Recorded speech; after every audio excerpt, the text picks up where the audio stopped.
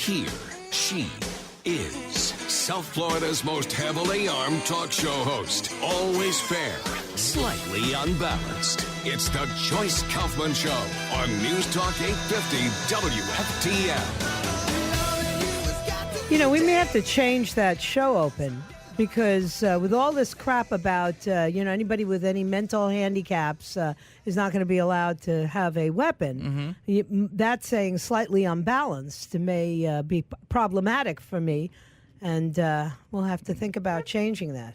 Of course, because they never tell us what they mean by mental challenge or mental illness. You could be, a returning veteran with PTSD, or you could have had marriage counseling. But that's a whole nother day, a whole nother subject. Although actually my next guest is probably a pretty good expert when it comes to such matters. Dan Wos, the author of Good Gun, Bad Guy, and all of the lies told by the anti-gun radical left. How are you, sir? Joyce, it's so great to be on your show. Thanks. And, let me just say, Florida is better off for having you, the voice of brutal truth, and I respect that very much. Well, thank you. And I'm so frustrated by listening to people who I thought understood what the value of the Bill of Rights had in our lives. I mean, this anti-gun crowd has infiltrated even my friends. Well, here's the thing. I think anti-gunners bank on the fact that people are getting confused when it comes to the word right and privilege. You see, here's the thing. Privilege is something that's given to you. It can be taken away. It can be used as a form of leverage. I use this scenario all the time. You take away a privilege when your kid doesn't finish his dinner. He loses the privilege of staying up past 9 o'clock. It's a form of leverage. It's man-made. It's given by man and can be taken away by man. A right cannot. A right is inherent. It's God-given. And what happens is, in our society, people are starting to blur the two. This is why you can have someone say, well, Joyce Kaufman, I support your Second Amendment, but I think we need common sense gun reform.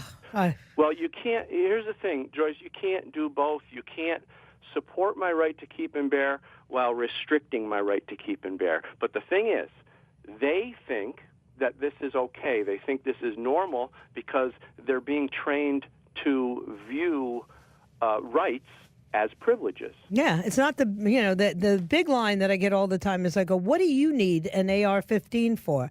I said, it's not the Bill of Needs, it's the Bill of Rights. Exactly. When was the last time? Well, last time I looked, it wasn't the Bill of Needs. Right.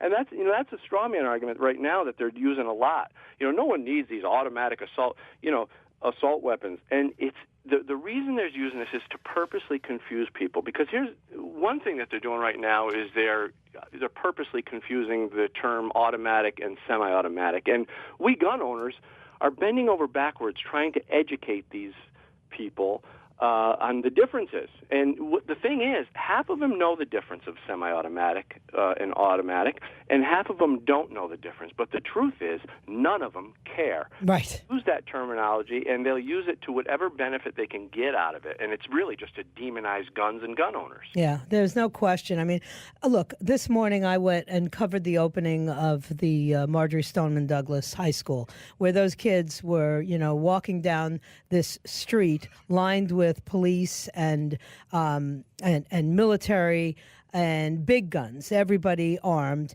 and the same public who's insisting that all that gun, be present today for those kids to go into that school are the same people telling me that I should not have a weapon. It's mind-boggling.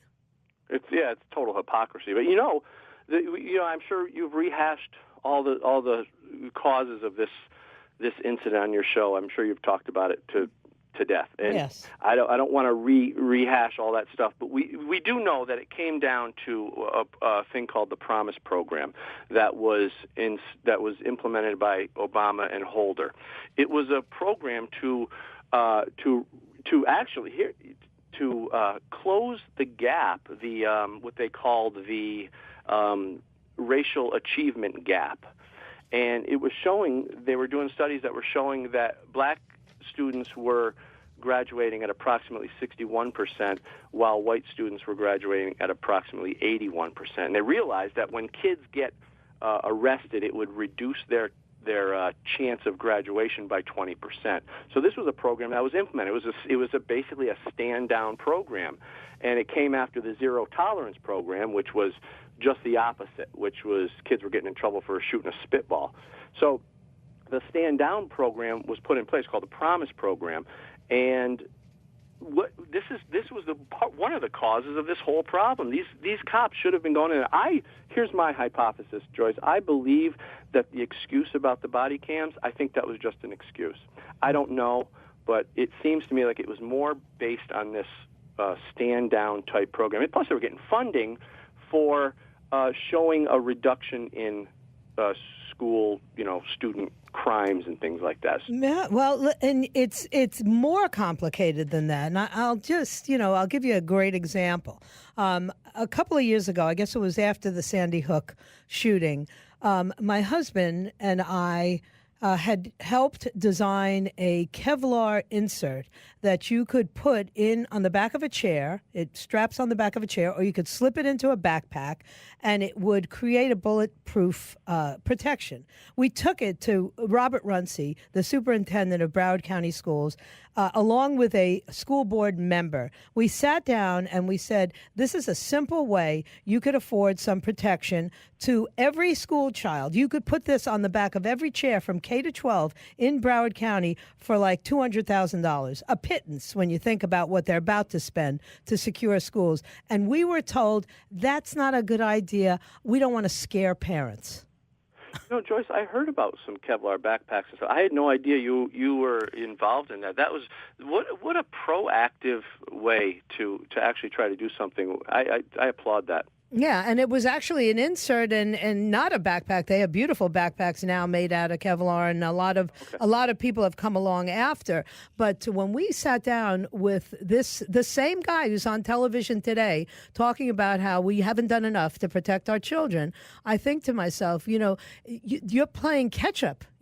We know there's dangers out there. That's why I have guns, because there's danger out there. I don't have a gun to go deer hunting. I don't hunt. I have a gun in case my government becomes tyrannical, and or in case the streets are aflame and we have the next civil war. Well, exactly. That's another thing. They'll say, well, you don't need an AR-15 to go hunting. Well, who said it was for hunting? I'll go to the grocery store. Right. Guns aren't for hunting. So it's ridiculous, the arguments, and but as soon here's a little statistic. As soon as the 1990 Gun-Free School Zone Act went into place, school shootings went up dramatically, and you'd think that they'd learn from that, but they don't. They keep doubling down. So I think now the good news might be right now. I think we're starting to turn that into another direction where people are actually realizing that, hey, we can't do this anymore. Mm-hmm. The idea of children now being unarmed, whether we like it or not, and I know we don't like it, but whether we like it or not, it's not a good idea anymore. We need our kids. Yeah.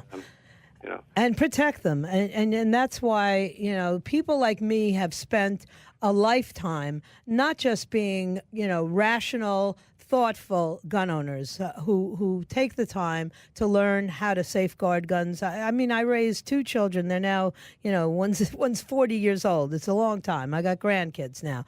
But I'll tell you, those kids grew up in a house with guns, and there were never any accidents, and they were both competent in using guns. And then they moved to California, where neither one of them is allowed to have a gun. Explain to me, why I live in a country where on the East Coast I can and on the West Coast I can't. Yeah, and let me just clarify one thing. I think earlier I may have said arm our kids. I didn't mean that. I know what you meant. Secure, safeguard. What I say, put a backpack on them. Make a teacher responsible for shutting doors or a panic button. There's plenty of things that could be done. Yeah. Oh, absolutely. And I think that there are plenty of teachers who are well equipped mentally, physically to carry in schools. And but here's another thing. Better equipped than the deputy who stood outside. Well, absolutely. You have retired vets who are teaching. You have people who are maybe retired police officers. I'm sure there's plenty of people. But the idea, here's another one of their little the anti-gunners little narratives that they like to push. They want people to think that, we, gun owners, want all the teachers to be armed, because what that does is it creates a visual for everyone to see, everyone from the lunch lady to the bus driver, with an AR-15 strapped to their back and bullets across their, bullet straps across their chest. Right. It's not like that. No. We don't want that. We only want people who are capable and and willing and able, and that's always been the story. And somehow, even a beautiful coach like Aaron Feist, who was a concealed weapons license holder, had to keep his gun in the glove compartment of his car. How many of those kids and he himself could have lived if it had been on his person? Well, the coach that was protecting kids, he turned himself into a bullet sponge, and it was a horrible thing. He would have been one of those guys who, had he had a concealed handgun, would have been probably the one to save the kids. But no, he was rendered unarmed and helpless, because of some failed liberal policy, and it just makes me sick to see this happen over and over again. And we know where it comes from. Half the country wants traditional American values. Half the country wants this to be what it used to be, where we have actual values. And the other half of the country doesn't. The other half of the country seems to be pulling away and wanting the exact opposite of what we've known to be tried and true as good things for American people. Yeah. Well, I agree. And I'm glad that there are some of us who are not afraid to speak out on these matters. And that we're few and far between, and it's going to get tougher and tougher. But I'm just not backing down. When I watched the sheriff of my county stand there insulting Dana Lash, who was right on the money, who had her figures and facts right, and then to encourage that audience to attack her in that manner, it's beneath contempt. What kind of a human being does that? Never mind a law enforcement officer. No, it was shameful. And Dana is the picture of what we should do with respect to guns. She always speaks such with such respect to guns and gun owners, and she is the type of person that they should be listening to. But instead, he bashed her. He tried giving her a hard time, and the whole reason he's just trying to create a smoke screen to cover up his own inactions. Yeah, exactly. And then that all comes out, and I think Dana is going to people are going to see the truth, and they're going to realize that. I hope you're right. I mean, I have a congressman who I helped to get elected. I thought he was an incredible warrior. Came back from tours in Iraq with both of his legs blown off, and the other day he turned into no, I don't think people need these kinds of guns. And I just sit here, I'm like dumbfounded when I realize that it's you either believe in what we stand for and all of those rights, or you can't have any of them.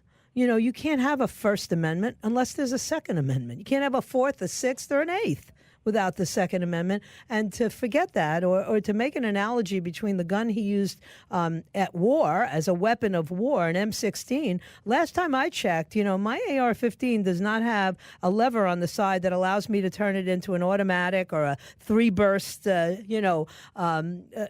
automatic weapon. There's no way. Even a gun with a bump stock on it, you still got to pull that trigger every time. And they don't talk about that. Nobody wants to talk about that.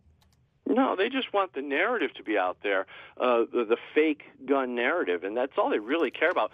Because, they talk about, we need to ban these automatic weapons. Well, they have been banned for a long time. What do you want to do, ban them again? Yeah, let's ban them again. Now, you saw the bill that was proposed by Cicleone. It basically says that my handguns are now, I'm violating laws as we speak, because I have semi-automatic handguns. So, it's a scary time, but we'll just keep fighting the good fight. Dan Wos. The book is Good Gun, Bad Guy. It's available. You can get it on the website, which is goodgunbadguy.net. Thanks for coming on today, Dan. Hey, thanks so much, Joyce. Anytime. We'll do it again. All right. Appreciate your time. All right, guys, let's take a quick break. Hobo's having a nervous breakdown. He's so nervous that he wasn't ready for me to break. Wasn't ready for me to